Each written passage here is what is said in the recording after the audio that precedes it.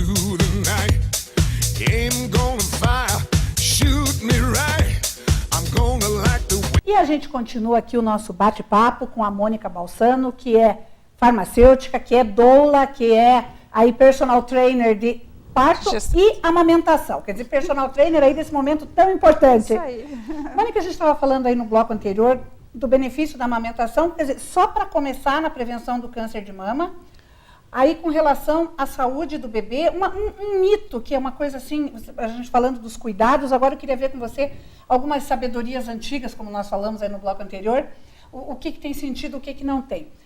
Você falou do cuidado do pós-parto. Então, as nossas avós lá tinham uma certa razão quando elas falavam da tal da dieta, que a mulher estava de dieta, que não podia tomar friagem, que não podia, então, algumas coisas assim. Então, eu sempre brinco assim que a gente tem que ter um olhar diferenciado. Então, a dieta mesmo antiga, ela não se aplica mais nada.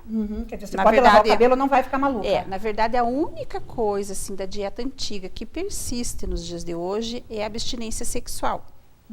Né, que seria o resguardo da mulher 40 dias para parto normal e 60 dias para a cesárea. Né? Seria esse o que é a única coisa que realmente ainda fica. Essas coisas como lavar o cabelo, a friagem, então, é que antigamente não se tinha chuveiro elétrico. Então era banho de canequinha, ninguém secava o cabelo com um secador. Tinham cabelos lá na cintura, né? Então, justamente por causa dessa época aí que a mulher ficou, né, com medo, né? Porque ela passava muito frio. E poderia ter, como a imunidade da mulher no pós-parto, ela fica muito baixa, então é perigoso ela ela pegar uma gripe forte. Então hoje isso também a mulher tem que se cuidar, né, no pós-parto, justamente porque mesmo agora, se você pegar uma gripe forte, tosse, essas coisas, você não vai se sentir bem. Então é cuidar bastante também. Hoje em dia ainda tem que ter um certo cuidado, né, mas não como era antigamente. E a questão da dieta também aqui em Ponta Grossa era muito engraçado, porque o marido tinha que cercar 40 frangos. Exatamente. E aí a mulher tinha que tomar canja de 1 frango inteiro por dia. Haja frango. Então por isso que veio a história. E era uma dieta, assim, aquela canja que eles faziam, era uma canja de levantar defunto, que a gente chama. Sim, porque imagina. De suar, sabe aquela que você toma assim, com aquela gordura da galinha caipira? Daí hoje tem pessoas que fazem a dieta e colocam um peito de frango, e uma água e uns arroz, e diz, não, na minha dieta eu vou tomar canja. Só que não é essa canja que a antiga tomava. E aí acaba faltando para juntar leite. Tá. Então por isso que falta leite, por falta de alimentação. Claro, porque, né, você tem que ter uma alimentação para poder ter bastante leite. Então, muitas mulheres fazendo uma dieta restritiva, acaba que reduz. Claro, não tem como o corpo fazer leite. Então, o que hoje a gente prega é para a mulher comer tudo que a avó dela chamava de comida. Sei, não só a canja, é para comer comida. Tudo que a avó chamava de comida. Se a avó olhar e achava que não era comida, então ela que não coma, porque não é bom na dieta. Então, aquela comidinha, sabe aquela comidinha mais simples, a verdurinha cozida, carninha, aquela coisa mais simples mesmo, um arroz, um feijão, isso é a melhor coisa que tem para dieta. E tinha alguns alimentos que eram praticamente condenados, né? Que você não podia comer feijão, porque ia dar dor de barriga no bebê. Você não podia comer repolho, laranja. Hoje a gente, tem sentido isso? Hoje, graças ao estudo, a gente sabe como que o gás ia passar para o leite. Exatamente, quer dizer. Então, não tinha. Né? Então, o que acontece, assim, que primeiro, produtos que têm bastante corante e conservante, eu acho assim, não tem necessidade de um bebê já entrar em contato com essas substâncias. Então, por isso que a gente não usa. E essas outras substâncias, assim, eu acho que vale o bom senso. Porque que nem o repolho. Se eu me entupir de repolho, claro que não vai passar o gás do repolho para o leite, mas a mãe vai ficar estufada e não vai se sentir bem. Uma bomba relógio. Né? Ela não vai ficar, né? Então não vai ficar se sentindo bem. Aí o que ela vai fazer? Ela vai ficar nervosa.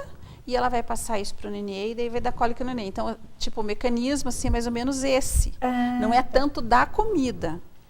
É o estresse da mãe. É o mais estresse. Então, hoje a gente já sabe que quanto mais a mãe se preparar para o pós-parto, quanto mais ela estiver sabendo do que vai acontecer, Quanto mais ela fizer um manejo assertivo do nenê, observando o bebê, tendo assim esse cuidado, menos ela vai se estressar e mais tranquila vai ser a vida dela. Né? Porque hoje, inclusive, a gente tem como organizar a casa, muitas vezes eu ajudo a organizar a casa, ajudo a organizar o manejo do aleitamento, digo, mãe, ó, porque é como você chegar no teu trabalho, você sabe que você vai ter que começar às 7 da manhã, mas se você sair de casa às 7 da manhã, você vai chegar atrasada. Vai, e estressada. E estressada. Então, a mãe tem que fazer a mesma coisa. Ela tem que sair 6 horas da manhã, ou 6:30. Ela tem que saber para poder chegar às 7. Então, ela tem que organizar com o bebê a vida dela. Tudo que ela fazia assim, em 5 minutos, pode levar 20, 30, meia hora, 1 hora. Exatamente. Então, ela agora tem que quem ter... manda o bebê, né? Ela tem que ter uma agenda. Então, tem mulheres que assim, não, eu não como. Depois que tem o bebê, tem que ter uma janela muito grande. No começo, tem que reduzir as atividades, não vai poder continuar com a vida normal. Né? Porque o bebezinho tem que trocar, tem que leite, tem que... Né? Então, se a mulher se entupir de coisas que ela tem que fazer depois que o bebê nasce, ela vai começar a ficar estressada, vai começar a ficar nervosa. E hoje, as mães têm um defeito, porque antigamente a gente não tinha o tal do celular com tanta coisa. Exatamente. Né? A gente desligava. Exatamente. E hoje não. Hoje elas estão o tempo inteiro conectadas. E às vezes, assim, conforme o trabalho dela, ou ela trabalha por conta, ou qualquer coisa assim, fica, né, ela tá ali com o bebê, dando de mamar, mas ela tá se estressando, ela tá trabalhando também. Ela tá né? online. Ou ela tá vendo não sei o quê, e isso acaba atrapalhando. Então, tudo isso ela vai ter que pensar antes do nenenzinho nascer. Como que ela vai lidar com essa parte digital? E a gente pensa, não, depois eu me viro. Não é assim. Uma das coisas que mais estressa e que mais deixa a mãe nervosa é justamente esse aporte digital. Olha, mas eu acho que é uma coisa que deixa qualquer um, né? Porque eu vejo a gente tem filho adolescente, você está falando com a criatura e a criatura não te presta atenção. Você se irrita. Aí você está falando enquanto ele está vendo alguma coisa que ele julga super importante, ele se irrita. Isso. Então, quer dizer, é uma irritação generalizada. Então, tem que ter... Se com filhos grandes assim, imagina com bebê, né? Com bebê daí não tem como conciliar as coisas. Então, você tinha uma vida e depois que o bebezinho nascer, você vai ter uma outra vida totalmente diferente. Né? Então, é bem complicado isso. E se a mãe não está consciente disso, que ela vai ter esse tempo, como que ela vai fazer tudo isso, ela acaba ficando bem nervosa. E isso interfere na amamentação. Isso reduz a quantidade, o estresse, porque existe um hormônio que é a prolactina, que faz a mãe ter o leite. Mas a ocitocina, que é o hormônio do bem-estar, faz o leite sair da mama da mãe. São dois envolvidos. Então, muitas vezes a mãe tem bastante, mas não tem o outro para sair. Então, e daí? Aquela história de que não fique nervosa, que daí o teu leite não desce. Então, essa sabedoria é acertadíssima. É acertadíssima, porque a mãe pode estar cheia de leite e o leite não vai para o nenê por isso. Aí ela vai ter, às vezes, acontece de ter empedramento, rachadura, etc. Isso é tudo falha no manejo, porque amamentar não dói. Sim, com certeza, né? Eu falo amamentar não dói. Se a pega for correta, se o manejo for correto, amamentar não deve doer. Se a mãe está doendo de alguma maneira, é porque ela está com alguma coisa errada. Então, ela deve procurar assim, uma consultoria, deve procurar um atendimento, porque ela precisa. Senão, ela não vai conseguir dar conta, porque é muito dolorido mesmo. Então, vai ser muito sofrimento. Daí é sofrimento, porque veja, cada 2 horas, 3 horas o nenê está ali, né? Então, tem que ter um atendimento. Tanto que uma das coisas que eu trabalho muito, por isso que minha consultoria chama-se SOS Amamentação, é porque tem que ser na hora. Exatamente. Porque quanto antes eu chego para atender a mãe, para dar esse primeiro atendimento, mais chances ela tem de continuar amamentando. Sim, porque senão vai traumatizar, né? Porque física e emocionalmente, fica o nenê chorando, uma mãe apavorada, uma família transtornada, daí fica bem mais difícil pra gente, né? Em outros casos, assim, como quando eu prefiro, assim, quanto antes. O caso que eu mais gosto é quando a pessoa pensa na gravidez. E aí eu já notei que quando eu estou junto no parto, não como doula, às vezes só com doula pós-parto, que a gente faz só o serviço pós-parto, não o acompanhamento, tudo, né? Só o pós-parto. Eu vou para o hospital, Porque aí quando o nenê nasce, eu coloco o nenê para mamar já, assim, em seguida. E daí já coloco na posição correta, já coloco da maneira certa. E tenho bastante tempo, né? Porque no hospital as enfermeiras, elas não têm muito tempo para ficar ali junto com a mãe. Porque elas têm que atender outra e assim, né? Então a mãe meio que tem que se virar um pouco sozinha, um pouco as pessoas ajudam. E eu já notei que daí a amamentação, ela flui, quando o nenê pega corretinho já de cara, nossa, é muito mais fácil. Porque às vezes ele pegou errado, daí até a mãe ir para casa e ir atrás da consultoria, o nenê já está mamando errado e o problema já está instalado. Daí é muito mais difícil para mim. A gente reverte, eu já reverti casos assim, de mãe sem leite, que daí a gente faz a relactação. Ah, é possível isso? Claro, bem, muito tranquilo também. Olha! Né? Às vezes o nenê ficou na UTI, ou um nenezinho prematuro, a gente faz o leite retornar a quantidade suficiente e tudo. Tem todo um processo que a gente faz, é muito simples, com uma sonda. É bem fácil, o nenê coloca a sonda assim no bico do seio da mãe, quando o nenê suga, ele vai mamando o leitinho, a fórmula, e vai estimulando o bico do seio da mãe a produzir mais leite. É muito bacana, é uma técnica relativamente simples. Exatamente. Mas é muito bacana. Com resultados que vão, nossa, fantásticos, né? Com certeza. E a mãe a mãe de primeira viagem, normalmente ela é mais difícil para ela, ou isso não muda para primeiro, para segundo, para terceiro filho? Eu acho que é mais difícil para a mãe da primeira viagem. Eu acho da ansiedade? Assim, primeiro, ansiedade, segundo, que o pessoal dá muito palpite. Ah, tá, Né? E daí, hoje até, quando eu estava falando com as mães, hoje eu estava falando, mãe, vamos se religando com o bebê. A maneira que o bebê mexe na tua barriga, ele vai mexer depois que nasce. Então, tem uma que falou, meu Deus, ele mexe de madrugada. Eu falei, então, quando ele estiver fora do útero, nesse horário de madrugada, ele vai ficar bem aceso. Agitado, bem aceso. Porque ele está acostumado. Então, a gente antigamente achava, o nenê trocava o dia pela noite. Não era nada disso, é que ele tem o ciclo que ele está na barriga da mãe, ele vai fazer fora. Então, eu falo muito isso, mãe, volte pro nenê. Você volta para o nenê. Hoje existe um conceito que é muito interessante, a gente chama de lua de leite. É a mesma coisa de uma lua de mel. Sei. Na tua lua de mel, você ia levar a sogra? Com certeza não, né? Na lua de leite também não. Ah, tá. Olha, você ia levar a vizinha na tua lua de mel? Não, nem pensar, Na tua lua de leite também não. Genial, adorei a analogia, fantástica. A tua lua de leite também não. Então, assim, a lua de leite é um momento para a família respeitar, para a mulher ficar com o nenê e descobrindo o nenê.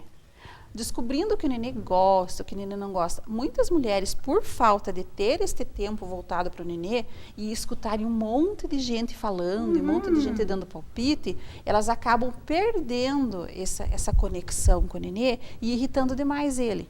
Então, esses dias eu fui dar banho de balde, que um bebezinho, que ele estava tão nervoso, que ele não abria a mão. Eu faço massagem, faço uma chantala e depois ponho o nenezinho no balde. Aí depois eu fui pôr o nenê no peito para mamar. Você veja, tive que fazer, primeiro eu tive que acalmar o nenê, olha que para depois eu conseguir que ele fosse mamar. Então, assim, como que pode um bebezinho tão recém-nascido assim? E claro que a criança nervosa, tensa, como que vai dormir? Também não dorme. Né? Não dorme nem o bebê, nem a mãe. Nem a mãe, nem a família, nem nada. Então, tudo isso, e até esse casal foi tão bacana comigo, que eles deram um feedback tão bom, que eles falaram, Mônica, foi um divisor de águas. O dia que você esteve aqui em casa, olha que maravilha. Foi um divisor de águas, porque depois daquilo, o nenê entrou no ritmo que deveria. Porque eles descobriram o filho. Olha que entendeu? maravilha. E isso é uma coisa assim que a mãe de primeira viagem, ela tem mais dificuldade, porque a mãe de segunda viagem, ela já sabe que é boa mãe. Ela sabe que o nenê não vai morrer, ela sabe que o nenê não vai acontecer nada com o nenê, que ela vai dar conta. Agora, a mãe de primeira viagem, ela fica muito nervosa. Ela não perde uma respirada do nenê, né? Muitas vezes ela fica, né? Ai, será que tô fazendo certo? E daí esse aporte hoje, ou é pela internet, né? Ou é, porque a internet, gente, tem muita coisa errada. Tem muita bobagem, né? Muita coisa errada. Eu, às vezes, fico até um pouco com medo, porque tem muitos blogs que eu sigo, e pessoas assim que eu sigo, e alguns grupos de debate. Gente, às vezes tem tanto absurdo. Imagine. Tanto absurdo. Então, hoje até eu falei para elas sobre isso, porque daí tem muitas que fazem o relato do parto, né? E daí eu leio, eu sempre estou lendo o relato de parto. Mas às vezes é uma coisa tão horrível. Que é preferível que não faça.